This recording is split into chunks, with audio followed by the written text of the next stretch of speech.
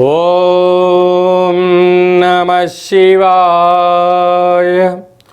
ఓం నమో నారాయణాయ. కర్మ నరదృష్టి నివారణ కాళభైరవాయ నమో నమః. ఓం గురు అరిష్టేతు సంప్రాప్తే గురు పూజాంచ కారయేత్. గురు ధ్యానం ప్రవక్ష్యామి. విద్య ఉద్యోగ విదేశీయాన రాజసన్మానోత్సవ గజసన్మానోత్సవ వివాహ తదనంతర పుత్ర పుత్రిక సంతాన సంబంధిత అరిష్ట దోషపీడోప ఉపశాంతయే. హరి ఓం. మా ఛానల్కి స్వాగతం. చూస్తున్న వీక్షకులకు ప్రేక్షకులకు ప్రియ కాళభైరవ భగవద్బంధులకి స్వాగతం పలుకుతూ మమ్మల్ని ఎంతగానో ఆదరిస్తూ ఉండబడినటువంటి ప్రియ సోదర సోదరీమణులకు, సనాతన ధర్మ సంరక్షకులకు, జ్యోతిష్య అభిమానులకు, పుష్కర స్నానం చేసేటువంటి ఆధ్యాత్మిక భగవద్బంధువులకి, అంటే 12 ఏళ్ళకు ఒకసారి మనకు పుష్కరాలు వస్తూ ఉంటాయి. కుంభమేళ, అర్ధ కుంభమేళ, మహాకుంభమేళలో స్నానం చేసే వారందరికీ మరొక్కసారి చిన్న విన్నపం ఏమిటయ్యారగా, వృషభ రాశిలో నుంచి దేవగురు బృహస్పతి మిథున రాశిలోకి ప్రవేశం జరుగుతుంది. కనుక మనకు సరస్వతి మాత అంటే సరస్వతి నది పుష్కర మహోత్సవ కార్యక్రమాలు జరుగుతూ ఉన్నాయి. కనుక మనకు తెలంగాణ రాష్ట్రంలో కాళేశ్వరం దగ్గర మనకు అంతర్వాహినిగా సరస్వతి నది పుష్కర మహోత్సవ కార్యక్రమాలు గవర్నమెంట్ వారు కూడా పెద్ద ఎత్తున ఏర్పాట్లు చేయడం జరుగుతుంది. కనుక మనమందరము కూడా మే నెల 15వ తారీఖు నుండి 27వ తారీఖు వరకు మన వీలును బట్టి వెళ్ళి పుష్కర స్నానాన్ని ఆచరింపజేసుకొని ముక్కోటి దేవతల యొక్క ఆశీస్సులు, పుష్కరుడి యొక్క ఆశీస్సులు పొందాలని కోరుకుంటూ, అందరిపైనను 12 రాశులపైనను ఈ భూమండలం మీద ఉండబడినటువంటి అనేక జంతువులపైనను, పక్షులపైనను, ప్రకృతిపైనను దేవగురు బృహస్పతి యొక్క ఆశీస్సులు ఉండాలని కోరుకుంటూ, అందరినీ చల్లగా ఆశీర్వదించమని కోరుకుంటూ మనము స్వామివారిని వేడుకుందాం. 12 రాశుల్లో గ్రహ గమనాన్ని ఓసారి వీక్షింపజేద్దాం. 15/5/2025 నుండి 31/5/2025 వరకు 12 రాశుల్లో గ్రహ గమనాల్ని మరొక్కసారి వీక్షింపచేద్దాం.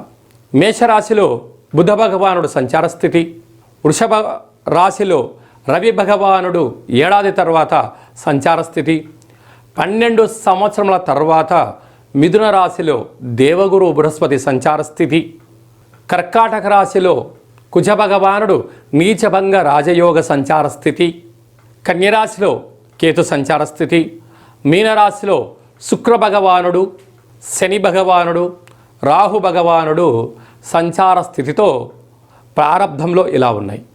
19వ తారీఖు 5వ నెల 2025 నుండి రాహు భగవానుడు కుంభరాశిలోకి సంచార స్థితి, కేతు భగవానుడు సింహరాశిలో సంచార స్థితితో 12 రాశుల్లో గ్రహ గమనాలను మనం ఒకసారి వీక్షింపచేసాం. కుంభరాశి వారికి ఏలనాటి శని చివరార్ధ సంచార స్థితిగా సంచారం చేయనప్పుడు 12 సంవత్సరాల తర్వాత దేవగురు బృహస్పతి సప్తమంలో విశేషంగా సంచారం చేసినప్పుడు ఎలాంటి యోగం ఉంటుందో, అలాగే సంతాన స్థానంలో కూడా అలాంటి యోగాన్ని ప్రసాదించే పరిస్థితి ఉంటుందని చెప్పి కూడా గమనించాలి. అలాగే సంతాన స్థానంలో గురు సంచార స్థితి ఉన్నప్పుడు విద్య, ఉద్యోగము, సంతానము, సంతానానికి సంబంధించిన విద్య, వారి విదేశాలకు వాళ్ళ లైఫ్ సెటిల్ ఎలా చేయాలి, వాటి ఎలా విజయం పొందాలో ఈ వీడియోలో సవివరంగా సంపూర్ణంగా తెలుసుకుందాం. అలాగా కుంభరాశిలో ఏ నక్షత్రాలు వస్తాయిగా, ధనిష్ఠా నక్షత్రంలోని 3వ పాదం, 4వ పాదం, శతభిష నక్షత్రంలోని 4 పాదాలు, పూర్వాభాద్ర నక్షత్రంలోని 1, 2, 3 పాదంలో కలిపితే కుంభరాశి అవుతుంది. రాశాధిపతి శని, వీరికి ఏళ్లనాటి శని చివరార్ధ సంచార స్థితి ఉండడం, అక్కడే శుక్రుడితో కలిసిన శని, శనితో కలిపిన రాహు ఉండడం వలన అంతర్గత శత్రువులు పొంచి ఉన్నారు. మీరు ఎవరినైతే బాగా నమ్ముతారో అదే కాకుండా కూడా మిమ్మల్ని కొందరు అనేక మంది తెలిసి రాంగ్ ట్రాక్ ఎక్కించడం, పోలీస్ స్టేషన్లు, కోర్టు మెట్లు ఎక్కించడానికి కొందరు ప్రయత్నం చేస్తూ ఉంటారు. కనుక ఇలాంటి కాల సమయంలో మౌనంగా ఉండే ప్రయత్నం చేయండి, అంతా యోగదాయకం. బుధుడు 3వ స్థానంలో సంచరించడం వల్ల తల్లిదండ్రుల మాట, గురువుల మాట, అండుదమ్ముల మాట వినగలిగినట్లయితే అనేక తప్పులు సమస్యలు వాటన్నిటికీ అవే తొలగిపోతాయని చెప్పి గమనించాలి. ఏడాది తర్వాత రవి భగవానుడు అర్ధాష్టమంలో సంచారం చేయడం, ఒకవైపు ఏలనాడ్శని చివరార్ధంలో ఉండడం వలన మీ జన్మ నక్షత్రం రోజున అష్టమి అమావాస్య తిథులు ఎందున దూరావాయు జల ప్రయాణాలు పెట్టుకోవద్దు. సూర్య నమస్కారాలు అవసరం. సూర్యాసనాలు మీకు ఆనందాన్ని ఆరోగ్యాన్ని తీసుకొచ్చి పెడుతుంది. అలాగనే 12 సంవత్సరాల తర్వాత విశేషంగా సంతాన స్థానంలో దేవగురు బృహస్పతి మిథునరాశిలో సంచారం చేయడం వలన వివాహం కాని వారికి అవ్వడం, అయిన వారికి శీఘ్రమైన సంతాన ప్రాప్తి, పిల్లల యొక్క చదువులు, పిల్లల యొక్క వివాహాలు, అభివృద్ధి, వారి కెరియర్ను తీర్చిదిద్దడంలో మీకు మీరే కుంభరాశి వారి సాటి అని చెప్పి గమనించాలి. 6వ స్థానంలో కుజుడు ఉండడం వలన భూములు, గృహాలు, వాహనాలు, షేర్లు ఓపికగా మీరు గమనించినట్లయితే విజయం కుంభరాశి వారి యొక్క సొంతం కాబోతుంది. అష్టమంలో కేతు ఉండడం వలన అప్పుడే ఆందోళన, అప్పుడే ఆనందము, అప్పుడే విచారము, అప్పుడే ధైర్యము, అప్పుడే అధైర్యం కలుగుతూ ఉంటుంది. ఇవేవి శాశ్వతం కాదు అని చెప్పి గమనించాలి. అలాగనే నీటి వ్యాపారస్తులు, హోటల్ వ్యాపారస్తులు, స్వయం వృత్తులు, సేవారంగాలు, వ్యాపార రంగ కార్యక్రమాల్లో ఉండబడిన వారందరికీ స్వల్పమైనటువంటి ఆటంకాలే తప్ప ఇది శాశ్వతం కాదు అని చెప్పి కూడా గమనించాలి. మే మాసంలో ద్వితీయార్థంలో ముఖ్యమైనటువంటి పండుగల గురించి క్లుప్తంగా సవివరంగా సంపూర్ణంగా తెలుసుకుందాం.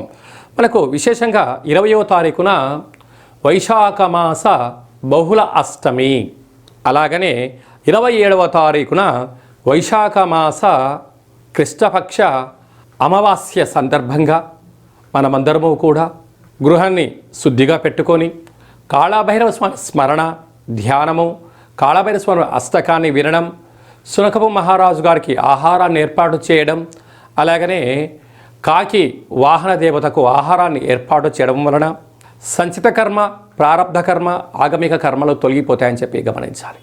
అలా కుదరలేదు అనుకుంటున్న వారందరూ కూడా మన యొక్క దేవాలయంలో నిత్యము కాళభైరవ హోమ కార్యక్రమాలు జరుగుతూ ఉంటాయి. ఈ కింది నెంబర్ను సంప్రదించినట్లయితే మీకు వీడియో కాల్ చేసి స్వామివారి యొక్క దర్శనం చేయించి మీరు అనుకున్న అన్ని పనులు విజయం సాధించేటువంటి కాళభైరవ హోమ కార్యక్రమాన్ని చేయించడం జరుగుతుందని చెప్పి కూడా గమనించాలి. అదే కాకుండా మనకు 15వ తారీఖు నుంచి 27వ తారీఖు వరకు మనకు సరస్వతి నది పుష్కరాల సందర్భంగా వీలైనంత వరకు వెళ్దాం, స్నానం చేద్దాం.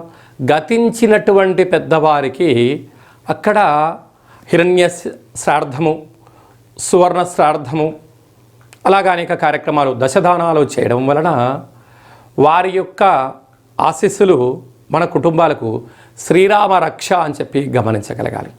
అలా వెళ్ళలేనటువంటి వారందరికీ కూడా మనము ఆదివారము, మాస శివరాత్రి ఆదివారం సందర్భంగా అక్కడ కాళేశ్వరం దగ్గర ఇలాంటి కార్యక్రమాలు ఏర్పాటు చేయడం జరిగింది.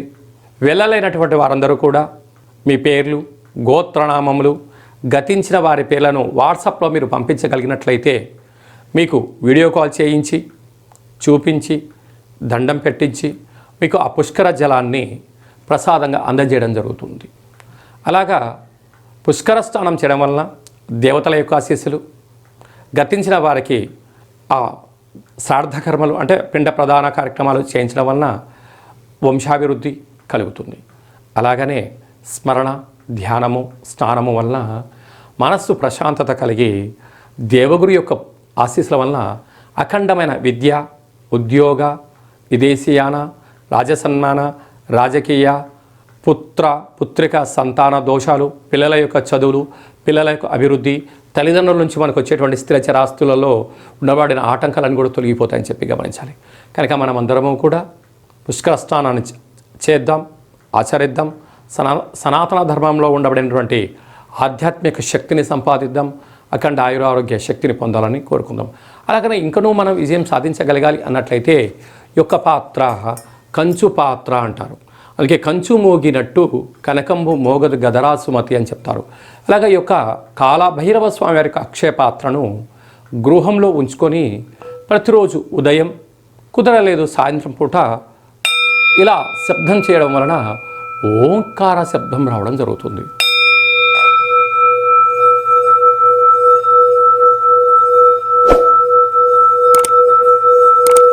ఈ ఓంకార శబ్దాన్ని సృష్టించడం వలన, వినడం వలన మన మనస్సు ప్రశాంతత ఉండడం, గృహంలో ఉండబడినటువంటి జ్యేష్ఠాదేవి బయటికి వెళ్ళిపోవడం, ఇంట్లో వాస్తు దోషం తొలగిపోవడం, మానవుని శరీరంలో చక్రాలు వికసింపచేయడం, మనం ఏదైతే అనుకుంటున్నామో ఆ పనులు అన్నింటినీ కూడా కాళభైరవ స్వామి ముందుండి నెరవేర్చడం జరుగుతుంది. అలాగా కాళభైరవ స్వామి యొక్క పూజ 20 రకాల వస్తువులతో దిష్టి దించి ఈ అక్షయ పాత్రను అందజేయడం జరుగుతుంది. కనుక మనం అందరము కూడా అక్షయ పాత్రను ఇంట్లో ఉంచుకుందాం, అష్ట కష్టాలకు స్వస్తి పలుకుదాం, అష్టైశ్వర్యాలకు స్వాగతం పలుకుదాం. అలాగే మీ వ్యక్తిగత జాతకం తెలుసుకోవాలనుకుంటున్నారా? మీరు పుట్టినటువంటి తేదీ, నెల, సంవత్సరం, సమయం, మీ పేరు రాసి ఆన్లైన్ ద్వారా కానీ ఆఫ్లైన్ ద్వారా కానీ మీరు పంపించగలిగినట్లయితే 100 సంవత్సరాల జాతకాన్ని రాసి పంపించి మీరు పుట్టినప్పుడు గ్రహ గమనాలు ఎలా ఉన్నాయి, ప్రస్తుతం ఎలా ఉంటున్నాయి, రాబోయే కాలంలో ఎలా ఉండబోతున్నాయో సవివరంగా సంపూర్ణంగా తెలియజేయడం కూడా జరుగుతుంది. చాలామందికి డేటా ఆఫ్ బర్త్లో లేనటువంటి వారికి మీ పేరు యొక్క మొదటి అక్షరాన్ని అనుసరిస్తూ రాశిని తెలియచేస్తూ స్థితిగతులను తెలియచేస్తూ రమణ శాస్త్రం ద్వారా అనగా గవ్వళ ద్వారా కాళభైరవ ఉపాసన చేత భూత భవిష్యత్ వర్తమానాన్ని తెలియజేయడం జరుగుతుంది. కనుక జాతకాన్ని తెలుసుకుందాం, జీవితంలో రాబోయేటువంటి అడ్డంకులను తొలగించుకుందాం, ఐశ్వర్యాన్ని ఆనందాన్ని పొందుదాం, అద్భుతమైన యోగాలను మన సొంతం చేసుకుందాం, మన గ్రామ రాష్ట్ర దేశ ప్రపంచ స్థాయి వరకు అందరం ఎదగాలని కోరుకుందాం. కనుక జాతకం తెలుసుకోవాలనుకుంటున్న వారందరూ కూడా అపాయింట్మెంట్ తీసుకొని సంప్రదించగలరు. అలాగా వివాహం కాని వారికి ఎందుకు వివాహం అవ్వడం లేదు, జాతకాలు ఎలాంటి దోషాలు ఉన్నాయి, ఎలాంటి అబ్బాయి ఎలాంటి అమ్మాయిని వివాహం చేసుకోవచ్చు, ఎలాంటి అమ్మాయి ఎలాంటి అబ్బాయిని వివాహం చేసుకోవచ్చో తెలియచేయడం జరుగుతుంది. వివాహం అయినటువంటి దంపతులు తరచుగా చిన్న చిన్న విషయాలకు గొడవ పడడం, విడిపోయేంత వరకు తీసుకొస్తూ ఉంటారు. అలా కాకుండా చిన్న చిన్న మార్పుల సలహాలు సూచనల ద్వారా మిమ్మల్ని ఆ పార్వతీ పరమేశ్వరులు ఎలా కలిసి ఉంటారో ఉండేటువంటి ఆధ్యాత్మిక సలహాలు సూచనలు ఇవ్వడం కూడా జరుగుతుందని చెప్పి గమనించాలి. అందరికీ వైశాఖ మాసంలో ఉండబడినటువంటి బహుళాష్టమి అమావాస్య సరస్వతి నది పుష్కర భగవంతుడి యొక్క ఆశీర్వాదం కోరుకుంటూ ఆశీర్వచనం. ఓం శతమానం భవతి శతాయు పురుష సతేంద్రియ ఆయుష్యేవేంద్రియే ప్రతిష్టతి ధనం ధాన్యం బహుపుత్రలాభం శత సంవత్సరం దీర్ఘమాయు సర్వే జనా సుఖినో భవంతు లోకా సమస్త సుఖినో భవంతు. సర్వం సంపూర్ణ కాళభైరవ దేవత, రుద్రదేవత, బృహస్పతి దేవత అనుగ్రహ ప్రసాద సిద్ధిరస్తు తదాస్తు. ఈ వీడియో మీకు నచ్చినట్టయితే లైక్ చేయండి, షేర్ చేయండి, మా ఛానల్ని సబ్స్క్రైబ్ చేసుకోండి. మేము చేస్తున్న ఆధ్యాత్మికమైన వీడియోలు అందరికన్నా ముందుగా మీరు చూడాలి అనుకుంటున్న వారందరికీ కూడా చూసి ఈ యొక్క ఆధ్యాత్మిక భక్తి సమాచారాన్ని భగవద్బంధులకు మిత్రులకు చేరవేయండి. హిందూ ధర్మాన్ని కాపాడండి.